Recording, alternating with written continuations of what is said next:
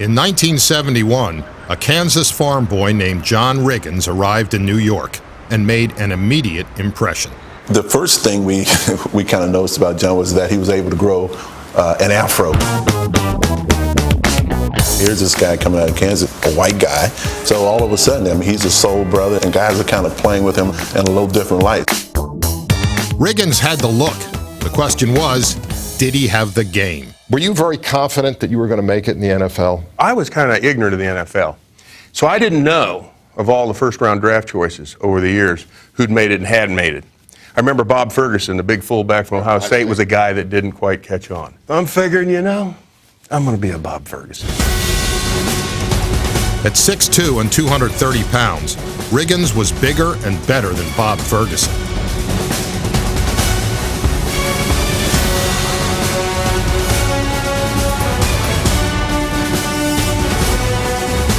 Riggins was a high school sprint champion who broke Gale Sayers' career rushing record at the University of Kansas. And he didn't slow down when he came to the NFL. Could you complete this sentence for me? The mark of a great running back is? His eyes. It's his eyes. If you can't see the cracks, if you can't find daylight, it's hopeless. Forget about it. Starts right there with your eyes. Maybe along that line is the instinct. I think to me it's a very physical game. I grew up on a farm and we used to get cattle, the cattle will always stay away from you, they're very passive, but you get one in a corner and you got a problem. Invariably, a defense would put me in a corner. That's when they had a problem. Most great players agree, football is a head game, and no running back used his head as creatively as John Riggins. It certainly drew attention, but it also made a statement about me, which is, I don't know if I want to mess with that guy. The last guy you ever want to pick on is a crazy guy. I mean, the tough guy, you got a shot because you think he'll think logically. The crazy guy, don't know what he's going to do. John, when did you first realize that this was a business? It wasn't really my rookie year because I think I was still starstruck. I think it was actually my second year. And I think Weeb, actually, the general manager, sent me a bonus check for $1,000. If I'm not mistaken, my second year I had 944 yards, but I missed basically 4 games. And so he said, it would have been more had you made 1,000 yards. And I thought, really? That was kind of when I started to realize that it wasn't quite exactly what the ancient Greeks had in mind when they invented the Olympics. I viewed the game through the wide, starry eyes of a youth when I first came into it. In reality, that's just not the way it is, my friends. This is a business. And the only thing that really makes it a game is the competition that burns in the athletes that play on Sunday afternoon. Riggins was the first back in Jets history to rush for more than 1,000 yards in a season. But after 5 years of losing, he was so frustrated that his competitive fire was reduced to a mere flicker.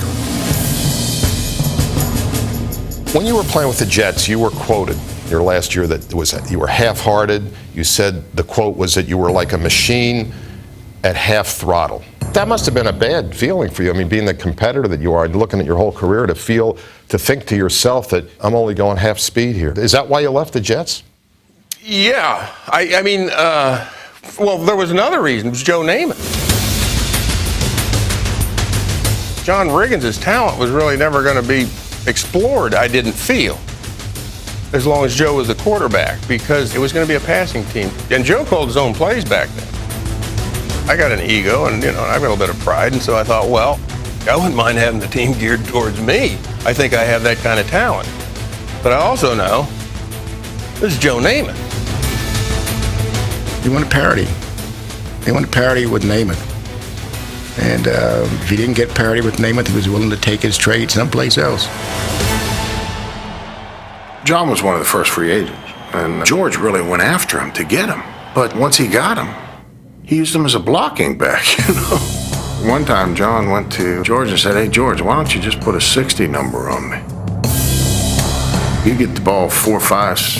Sometimes he'd only get it a couple times a game." I think George wanted a little quicker scat back. He was not quite sure what was going through Riggins' mind. I don't think he trusted him. Riggins was unhappy playing for George Allen, And things only got worse when Jack Pardee took over as head coach 2 years later. So, in July 1980, Riggins made a stunning announcement. He was quitting pro football at age 30. I have resigned my position of fullback effective 1:00 p.m. Sunday, July 27, 1980. Happy trails to you until we meet again. Signed, John Riggins. John didn't have agendas. It was tough to resent John Riggins. It wasn't like now, where Ricky Williams leaves a team in the lurch and you hear teammates saying, I don't ever want him back. To hell with him. That wasn't the case with John. And there was a certain, as usual about John, honorable defiance. John said, I don't want to be under thumb. I want to do whatever I want to do. There was a little bit of retribution in my walking away. In the 9 years that I'd played, I saw a lot of hearts broken.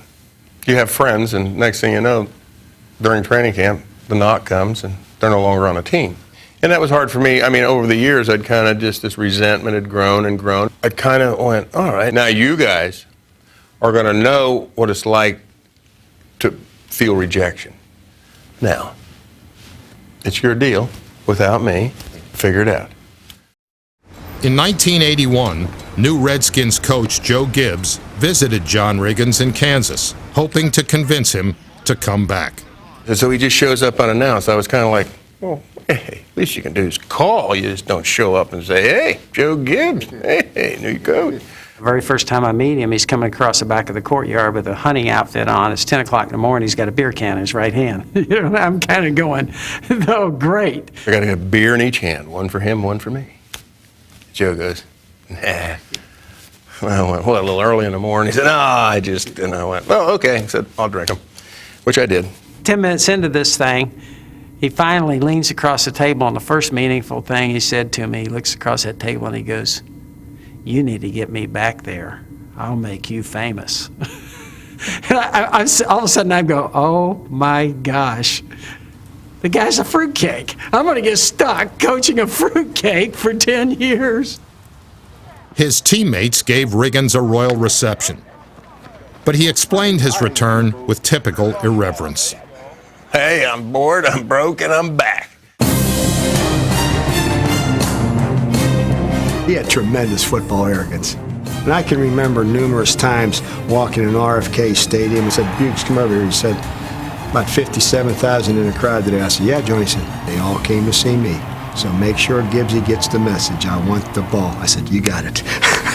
Gibbs made Riggins the centerpiece of his offense, and he responded by becoming the only back to rush for more yards in his 30s than in his 20s, aided in part by a pregame ritual. We would never take the field until John got his vitamin B shot in the rear end. We heard, ah! That was John Riggins getting his vitamin B. We said, we're ready to go. So those are the things. And I asked the doctor, I said, what actually is a vitamin B shot? He said, oh, we fill that thing with water and just give him a jab. He thinks he's Superman after that. But beneath the tattered cape was not a superhero, but an anti-hero. I was a hedonist. You know, take it or leave it, kind of a pagan hedonist. I don't know about my diet, but let's face it, I didn't get a lot of sleep. I lived for the moment, and I lived to enjoy myself. And I never thought of myself as really putting in much time. I felt like I'd try, but I knew in my heart that I didn't quite see it through. I was lazy. Yeah, but in a way, I don't know whether that's true, because to me... I know, I've heard a lot of people say that you're a little bit of a sandbagger in this, because I remember going to Redskin practices, and the team would come off the field, and it'd be twilight, and you'd be down there all by yourself running sprints. So to me, some of this is a little... You're trying to let people know that, well, look, I'm natural, I'm not working, but in your heart, there really was that. You really were committed. You really did work. He would come in at 4, 5 o'clock in the morning and get the weights done where nobody would see him. He'd go in a training room late at night or early in the morning so nobody can see him get it treated in there. So he was kind of a sly fox about that. One time, John wanted to go duck hunting in Baltimore, so he had to be in a duck blind before the sun came up. He said by 4:30. So we asked if we could work out at 2:30 in the morning. And people look at running backs, like spring flowers. They bloom quickly, brightly, and then they're gone. Here's I don't know what kind of species you were that you could come in at 32, 33 and take the beating that you did. You didn't seem to lose any speed. Well, I've never doubted my talent. I mean, seriously, my talent was, in all honesty, and I mean, what am I going to do? Go, oh, shucks, you accused me of sandbagging a little while ago. The truth of the matter was, there's probably only a handful of backs that had my talent. Big Jim's the one that comes to mind right away because physically, we're so similar. And like the great Jim Brown, Riggins was held in awe by his teammates, even on the practice field. We run plays we call live thud, really getting into people, giving them good hard chuck. They would not even touch him. It was the most unique thing I've ever seen. They would not even touch John Riggins in practice. That's the ultimate respect because they knew that guy could load the wagon and pull it himself. Riggins was the Redskins' leader on the field. He was also their leader off the field and after hours. The 5 o'clock club basically was the Hogs getting together after practice for a beer or two in a little shack that was out there where they kept the equipment. And it was just offensive linemen. But, as it would be, John Riggins was in the club. He called himself the El Presidente. He was the president of the 5 o'clock club. What did the Gibbs think about that? Well, I'm sure it was one of those things that caused him a little bit of consternation. I said, we got a problem here. I said, the 5 o'clock club. I said, you got to fix this for me. And he goes like this, done. Don't worry about it. Done. I got this covered for you. You know, one of those things. And so he goes walking off, and I went, hey, that was easy. You know, I figured that was going to be a fight. And the bottom line is I think he moved it 100 yards, right outside the fence. Riggins moved the 5 o'clock club, and in 1982, he put the entire team on his back and carried it through the postseason. Appreciate that I'd never really been in a meaningful playoff game in what would have been 10 years in the NFL. Thinking the Super Bowl is what it's all about. Even though I know it's a business, this has got to be like the promised land if there is one in the NFL. So I'm driving into Redskin Park. I was starting to think of the possibilities, that how great this was going to be. I'm telling you, Steve, I'm driving down the road and I'm getting goosebumps. In fact, I'm getting them now telling the story. I mean, the hair was starting to stand up on the back of my neck. So I roll in there, I see Joe Bugle by the water fountain. I say, Bugles, give me the ball. That's all I'm going to say. Just give me the ball, everything's going to be all right. Actually, it was one of those deals where you had a chance to step forward and basically shape your destiny. And I'll always feel like that was my moment. This was John Wayne. I mean, this was a movie. He's running down the sidelines and he lowers his shoulder on a DB and he must have knocked this guy 5 yards back out of bounds. Okay, and you could sense right there that you know, he had something to him that day. There's certain people that have the ability to be on a stage in sports and they raise it up a level, and John had the ability to do that. Gibbs gave Riggins the ball 62 times against Detroit and Minnesota, and he pounded out 304 yards in the 2 victories. Not everybody has an opportunity to see a Hall of Famer execute at his highest level, and I think that's what we saw in that stretch. He knew that these guys were counting on him, and he relished the fact that they did. This is what he thrived on. This was his stage. In the NFC Championship game, Riggins carried the ball 36 times and battered the Dallas defense for 140 yards and 2 touchdowns.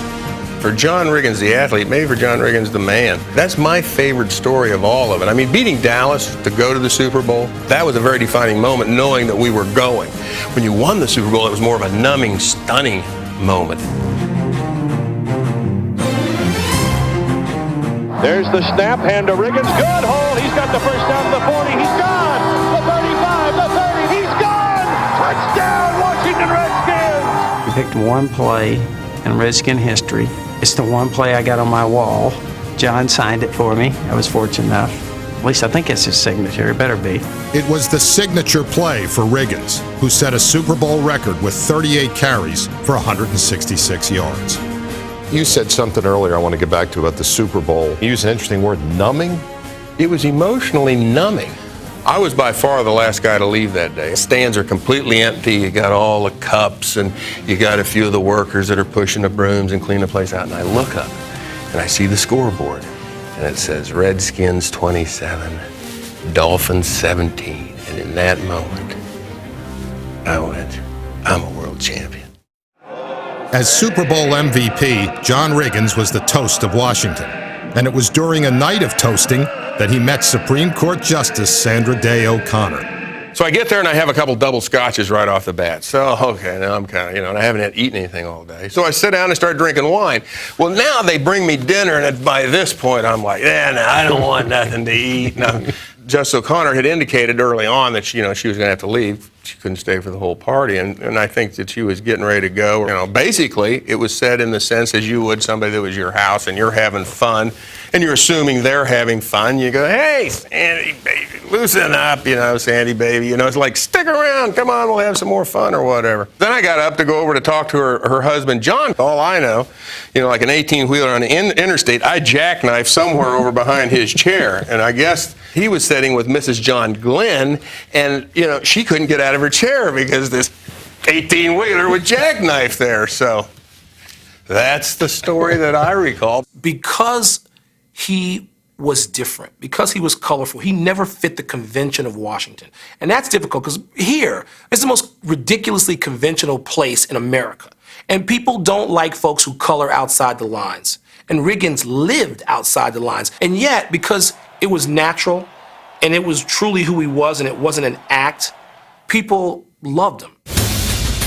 They also loved Riggins for what he did between the lines. In '83, he set a league record with 24 touchdowns. He was coughing up blood in the NFC title game, but he still scored twice to beat the 49ers. But the toll of 14 seasons finally caught up with Riggins, and he was released in 1986. After you retired, you lived in a trailer? Yeah, I was cheapo and kind of like, solitary man, But let's face it, I've had an unusual point of view for a better part of my life. So what did you do all day? I mean, because I was on the river. I was on the Potomac River, which, so I fished. But, I'm kind of one of those guys that I daydream a lot, I just think about stuff. There was a quote about your life after football, and it said, John Riggins acts like one of the Apollo astronauts who walked on the moon. They've discovered they can't cope with everyday life, and coming back down to earth was unbearably boring. Fundamentally, that's probably got some truth to it, because the one thing about football, it's fantasy, but there's something very addictive about it, and that is, 50, 60, 75, 80,000 fans giving you this adulation. Once you've experienced that, that's getting right up there. It's almost like pure oxygen or whatever you want to call it. And that's hard to get away from. When you got in the Ring of Honor for the Redskins, you and Theismann were inducted. And one of the great moments that any fan in Washington will say is when you came out in your uniform. Why did you decide to do that? Well, I have a showman flair to me, and I knew that would be a great moment, that I would really enjoy it. Like I told Joe out there when I got there, I had to hear it one more time. I've tried to get back in the acting, to recreate that, to have that same amount of success in something else. Broncos, Rangers, Riggins capitalized on his football fame by doing TV commercials in Washington. It wasn't until he was out of football that he became a serious actor. In 1992, he made his theatrical debut, and as he took his curtain call, he saw a familiar face. And here's this very attractive woman in this really beautiful red dress, and she's got these roses. Wait a second. Oh, no, and here it was. It was Sandra Day O'Connor. And then I got a football, and I autographed the football, and she gave me the roses. Riggins now lives in New York, where he has performed on stage and in daytime TV. I won't go back. To jail? Have you been in jail before? Prison camp in Nam. I was a POW. I won't be locked up again. What movies bring you to tears? It's always the courage that people show. The willingness to take a chance, or the willingness to risk, and then to succeed. I'll tell you what, Robert Service, he's the poet that wrote a lot about Alaska, but he also wrote The Law of the Yukon, which I recited from at my induction ceremony. Well, there's that one part in there, he says, Men with the hearts of Vikings and the simple faith of a child. Men with the hearts of Vikings and the simple faith of a child. That works for me. John Riggins had a great run. starring as the Redskins' indomitable fullback. But whatever stage he appears on, he is sure to be the leading man. Absolutely fits John's personality, I think, to be there expressing himself as a character. It'd be great if they let him be John Riggins. I think that's probably the best character he could ever be. And in closing, I want to leave a little something with you. Remember, the news of my craziness has been greatly exaggerated. What fouls the eye and the perception is that I am the horse of a different color. I was reading Newsweek magazine, and they have a little thing which says that, new things that are coming up. And apparently, they've developed this video-equipped tombstone that will display a message from the grave's occupant. If you were to purchase that, what message would you like to see? I suppose he came to play. And you can take that as broadly or as narrowly as you want. But that's what life is to me. I came to play.